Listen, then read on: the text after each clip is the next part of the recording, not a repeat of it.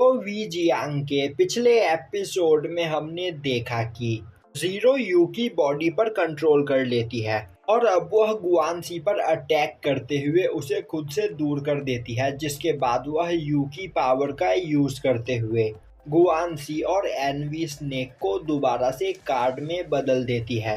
और अब वह बोलने लगती है, भले ही तुम दोनों मुझसे ज्यादा पावरफुल हो पर इस वक्त तुम्हारा मास्टर मेरे कंट्रोल में है, जिस वजह से तुम मेरा कुछ भी नहीं बिगाड़ सकते हो।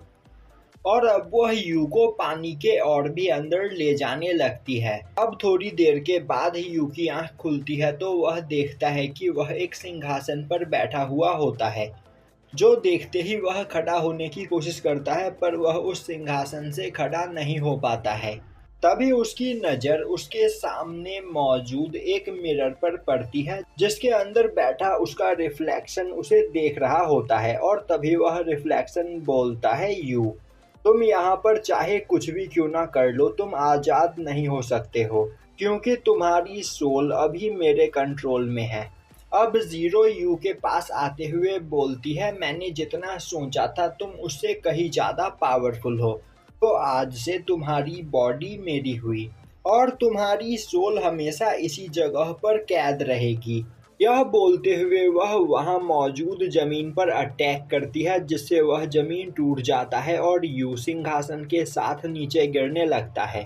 अब यू गिरते हुए एक जगह पर पहुंचता है, तभी वह देखता है कि वह दोबारा से उसी जगह पर पहुंच चुका होता है जहां से वह नीचे गिरा था।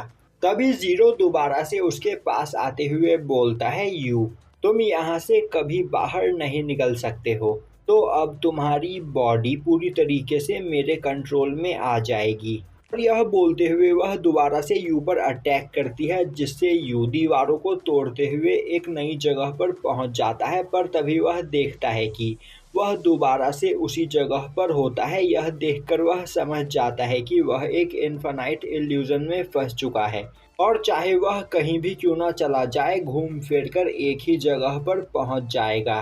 तभी जीरो उसके पास आते हुए हंसने लगता है और बोलता है, तो तुम्हें यह समझ में आ गया। यह सुनते ही यू बोलता है, मैं अपनी हार मानता हूँ, यहाँ पर मैं तुमसे नहीं जीत सकता, तो मुझे यहाँ से जाने दो। जीरो बोलता है, यह सुनकर मुझे बहुत बुरा लगा। आज तक तुम्हारी लाइफ हमेशा कई सारे मुश्किलों से भरी हुई थी, पर तुमने कभी भी गिव अप नहीं किया और हर मुश्किल का डटकर सामना किया।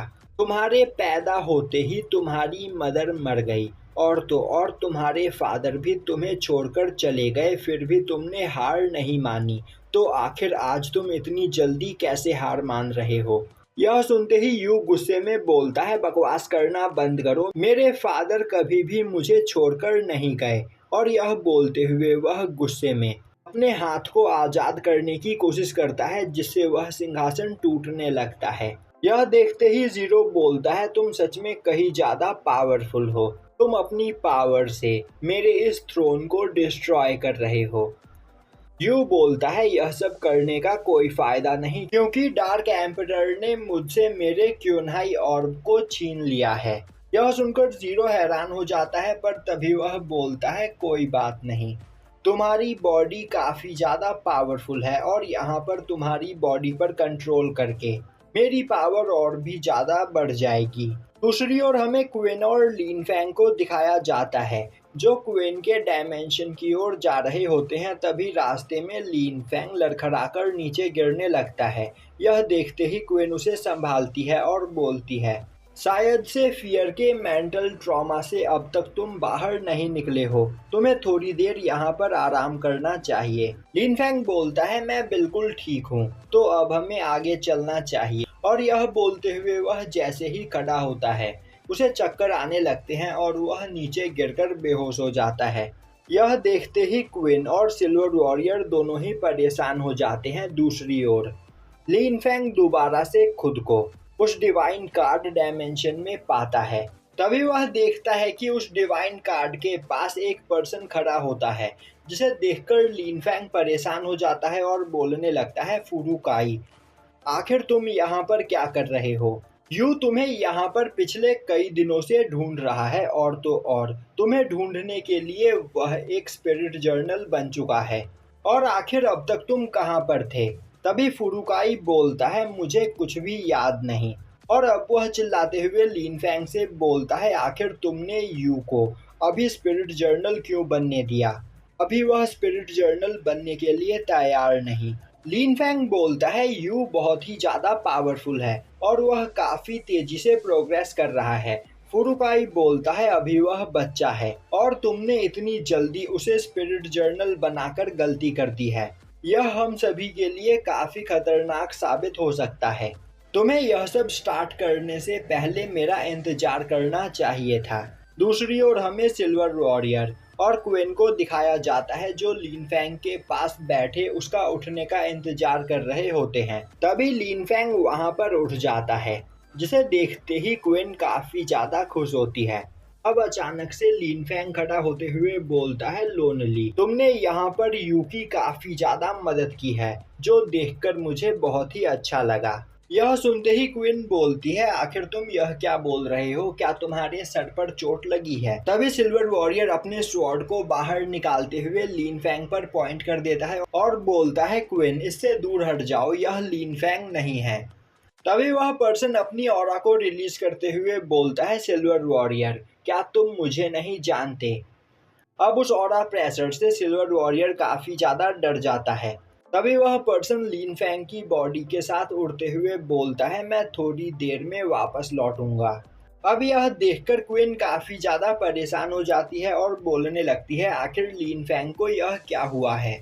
सिल्वर वॉरियर उसे बताता है कि वह लिन फैंग नहीं है। जो सुनते ही क्वीन बोलती है, अगर वह लिन फैंग नहीं है तो आखिर है कौन? सिल्वर वॉरियर उसे बताता है कि वह उनका एक पुराना दोस्त है जो कई सालों के बाद यहाँ पर वापस लौटा है।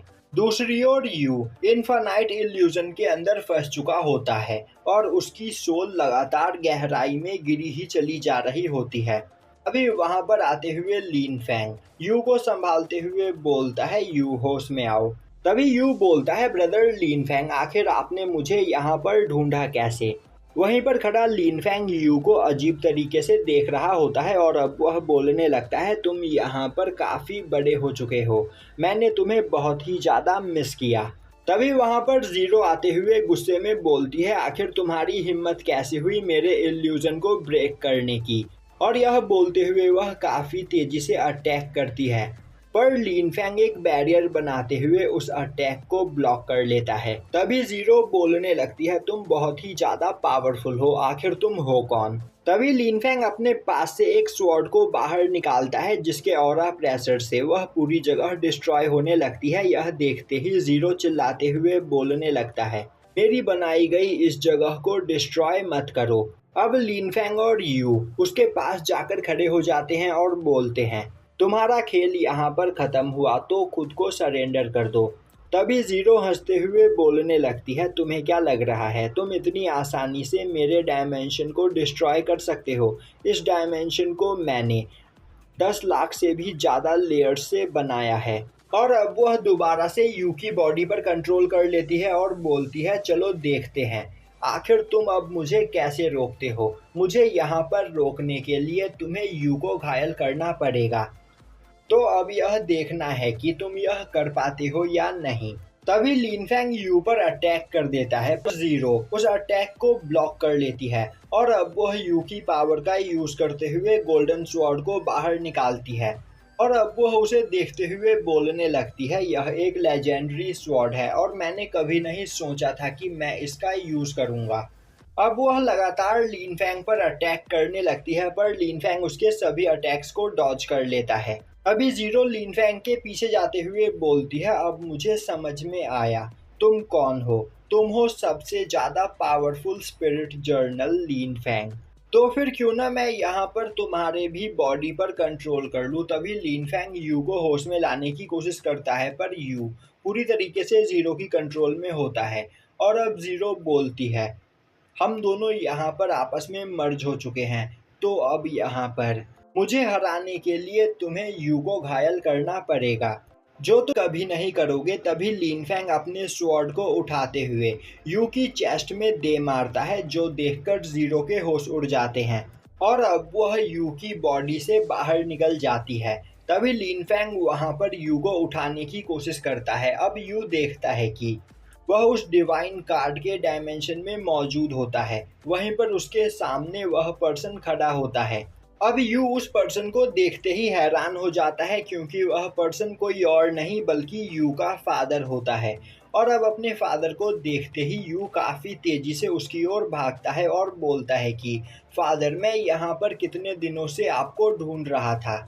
और अब वह जैसे ही अपने फादर को गले लगाने वाला होता है, उसका फादर एक स्वॉर्ड अटैक करते हुए उसे खुद से दूर कर देता है। और अब वह बोलता है, यू मुझे माफ़ कर दो, जब तक मेरा मिशन यहाँ पर कंप्लीट नहीं हो जाता तब तक मैं तुम्हारे पास नहीं आ सकता हूँ। और यहाँ पर डार्क एम्परर को हरा पाना काफ़ी ज़्यादा मुश्किल है, पर हम होली कार्ड की मदद से उसे हरा सकते हैं। पर होली कार्ड एक मिस्ट्री है।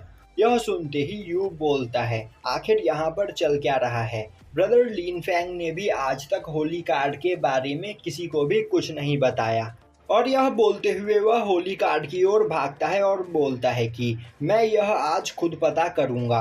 तभी यू का फादर उसे रोक देता है और बोलता है, अभी सही टाइम नहीं आया है, तो तुम्हें इन सभी चीज़ों से दूर रहना चाहिए। यू बोलता है, फादर, पर अब मैं बच्चा नहीं रहा, मैं भी यहाँ पर एक जर्नल बन गया हूँ, तो मैं आपके साथ मिलकर डार्क एम्परर का यहाँ पर सामना कर सकता हूँ। यह बोलते हुए वह अपने फादर का हाथ पकड़ता है। तभी उसे कुछ अजीब फील होता है। अब यू का फादर बोलता है, यह मेरी रियल बॉडी नहीं है, मैंने अपनी यह बॉडी इस एशियंट स्वॉर्ड से बनाई है।